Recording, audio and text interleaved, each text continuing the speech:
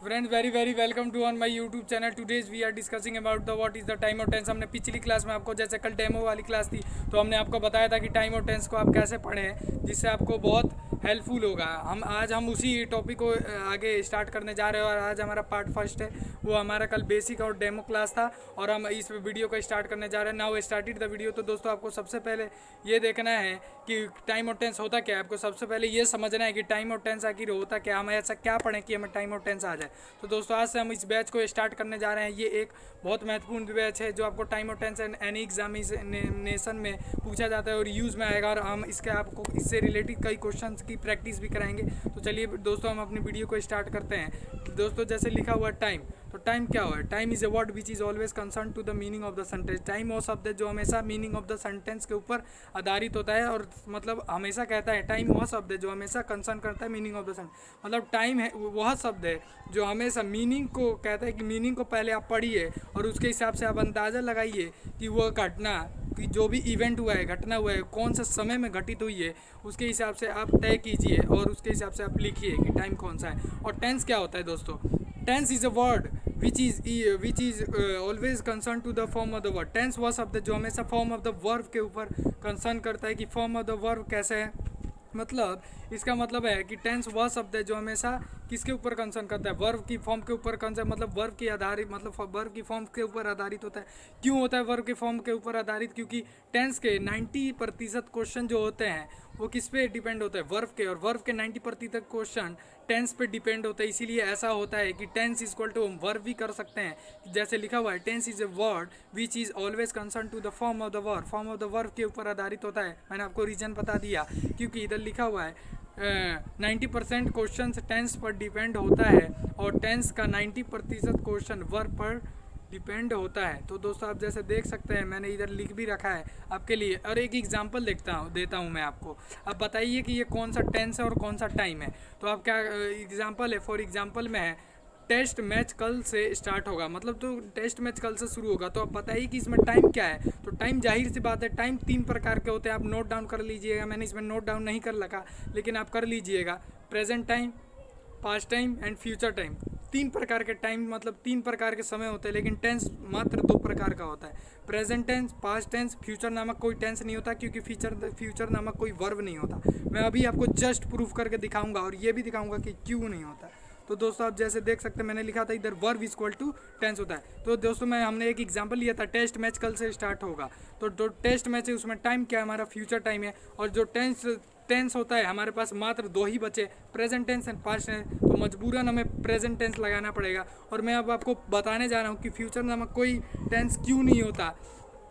Y are not exist of the future tense. क्यों नहीं exit करता फ्यूचर नामक कोई टेंस? समय एग्जिट करता है, फ्यूचर टाइम एग्जिट करता है, लेकिन फ्यूचर टेंस एग्जिट नहीं करता। तो दोस्तों देखते हैं क्यों नहीं करता। मतलब verb are diverge in 5 form. मतलब वर्ब जो होता है हमेशा 5 भाग में विभाजित होता है, डाइवर्ज होता है। तो दोस्तों देखते हैं वो क्यों होता है वर्ब हमारी 5 फॉर्म में डिवाइड। तो दोस्तों देखते हैं, पहला हमारा फॉर्म का वर्ब है V1 है। V1 क्या है? V1 दोस्तों हमारा present form of the verb है। दोस्तों जैसे आप जानते हैं कि V1 हमारा present form of the verb है, लेकिन ये singular form of the verb भी कहा जाता है। अब दोस्तों इसमें मैंने एक बात नहीं लिखी है लेकिन आप नोट डाउन कर लीजिएगा कि डिक्शनरी के सारे वर्ब जो होते हैं वो हमारे क्या होते हैं? वो V1 होते हैं। मतलब डिक्शनरी के सारे वर्ब जो है हमारे प्लूरल होते हैं और V1 होते हैं। ठीक है, इधर दोस्तों हमारा गलत हो गया थोड़ा, इधर सिंगुलर लिखा हुआ है लेकिन हकीकत में ये प्लूरल है।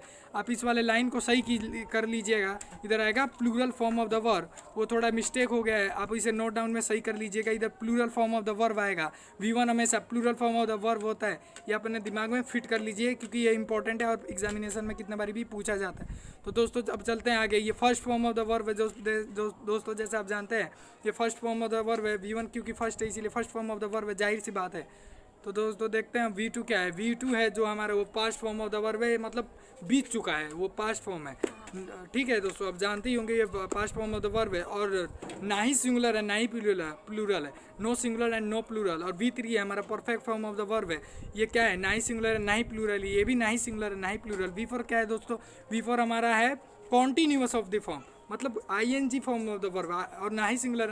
क्यों ING form of the verb? जैसे ईट है, फॉर एग्जांपल मैंने एग्जांपल नहीं दिया लेकिन हम देंगे, उसका भी एक पार्टिकुलर वीडियो बनाएंगे जिसमें हज़ारों एग्जांपल की आपकी प्रैक्टिस भी होगी। तो देख दोस्तों, मैंने क्यों कहा है कि continuous form of the verb है V4, क्योंकि जैसे आप ईट है, ईट क्या है? Plural form of the verb V1 है, तो ईट है प्लस आईएनजी लगा देंगे, ईटिंग हो जाएगा, बन गया V4, बन गया कंटिन्यूअस। तो बताइए दोस्तों, आपको क्लियर समझ में आया कि नहीं है? जैसे क्या है, जैसे स्लीप है, स्लीपिंग लगा दिया तो आईएनजी हो गया, तो क्या हो गया? मतलब आईएनजी लगाने से ये बोध होता है कि काम चल रहा है, मतलब कॉन्टीन्यूअस है, मतलब चले जा रहा है काम कॉन्टीन्यूअस, क्योंकि ये किस में यूज़ होता है? V4 कॉन्टीन्यूअस टेंस में यूज़ होता है। तो दोस्तों हम आगे चलते हैं, हम V5 में चलते हैं। V5 present form of the verb है। जैसे दोस्तों आपको इधर कंट्राडिक्ट हो गया, कितने लोगों फंस गए, इधर लड़ाई झगड़ा मारपीट सब मच जाएगा। तो दोस्तों कितने लोगों को इधर मचेगा कि V1 भी प्रेजेंट है, V5 भी प्रेजेंट है। तो दोस्तों मैं आपको एक बात बता देना चाहता हूँ, जो V5 है वो प्रेजेंट में सिंगुलर है, और जो V1 था प्रेजेंट में प्लूरल था, और ये SIS form of the verb है। जैसे मैं ईट है तो मैंने ईट्स लगा दिया, तो SIS form of the verb बन गया, इसे singular form of the verb कहते हैं। ये सब अब बातों को नोट कर लीजिएगा क्योंकि ये बहुत इंपॉर्टेंट है। तो दोस्तों आपने देखा इतना सारा वर्ब मैंने आपको पढ़ा है, V5 वर्ब के 5 फॉर्म के बारे में बता दी। तो दोस्तों आपने देखा इधर कहीं भी फ्यूचर नामक कोई वर्ब आया नहीं आया ना, तो इसीलिए फ्यूचर नामक कोई टेंस नहीं होता, क्योंकि क्या लिखा था इधर आप देखिए, क्या बताइए क्या लिखा है? Tense is a word which is always concern of the form of the verb. Tense वह शब्द जो हमेशा फॉर्म ऑफ द वर्ब के ऊपर आधारित होता है, और वर्ब फ्यूचर नहीं होता है। जब वर्ब ही नहीं फ्यूचर होगा, जब टेंस वर्ब पे आधारित होगा, जब वर्ब ही नहीं फ्यूचर होगा, तो टेंस कहाँ से फ्यूचर हो जाएगा? आप मुझे बताइए, होगा जी? नहीं होगा ना, इसीलिए कोई फ्यूचर नामक कोई टेंस नहीं होता।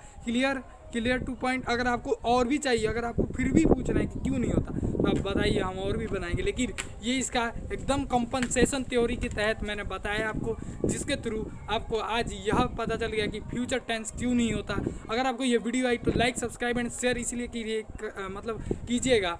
और दोस्तों आप ये समझ लीजिए कि हमारे इधर कॉन्सेप्चुअल क्लास मिलेगा, मतलब कॉन्सेप्ट पे बेस मिलेगा। इंग्लिश 2 टाइप से बना है, कॉन्सेप्ट प्लस फैक्ट, 2 चीज़ों से बना है। कॉन्सेप्ट याद रहेगा, फैक्ट वो जिसने कॉन्सेप्ट और फैक्ट याद कर लिया वो इंग्लिश में मास्टर डिग्री कर लेगा। तो दोस्तों आपको जैसे पता है, अगर आपको ये वीडियो लगे लाइक सब्सक्राइब शेयर एंड जरूर करिएगा। सब्सक्राइब करना मत भूलिएगा। सब्सक्राइब का मतलब है आपका एडमिशन इस चैनल में हो गया है, लाइक का मतलब है कि आप प्रेजेंट रहते हैं। तो चलो दोस्तों, जब तक के लिए बाय।